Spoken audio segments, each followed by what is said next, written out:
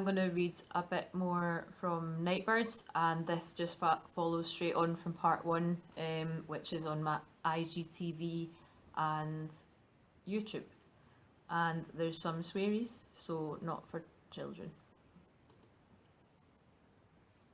We met at the old hairdresser's on Renfield Lane, his suggestion, and there was something on later that he wanted to see.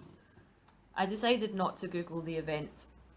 It was important that my agenda, the vampiric consumption of his jawline, remained clear and unsullied by the prospect of having to interact with multiple book-smart hipsters. Seb greeted me with a quite charming, low-key hi. He put a hand lightly on my shoulder as we went up to the bar, where he paid for 2 beers. We sat down in a corner, Seb facing the back wall, while I had a view of the rest of the bar, which glittered and undulated behind his head. I relaxed a little bit. He asked me about myself, was attractively vague and modest about his own circumstances. It still wasn't entirely clear why he was in Glasgow, but he seemed happy to be. He liked the people. They were, he said, less sort of repressed than they were down south. The bar staff were lively, messing around with a playlist of watered-down indie disco music from our teenage years, the Cooks, Razorlight, the Wombats. I started to feel pleasantly drunk and nostalgic. I imagine him when he was 14 in a sunny bedroom in the London suburbs, putting on She Moves in Her Own Way for a pretty blonde girl with a snub nose and rosebud lips. I giggled to myself. It was nice. I didn't resent him.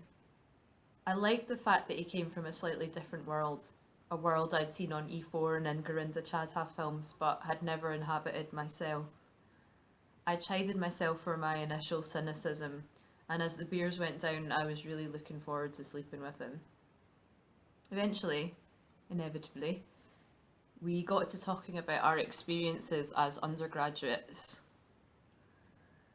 Yeah, I was part of a couple of sort of creative writing classes when I was in my sort of second year, and they were fine, but I just don't really find that environment particularly didactic in a helpful way, said Seb.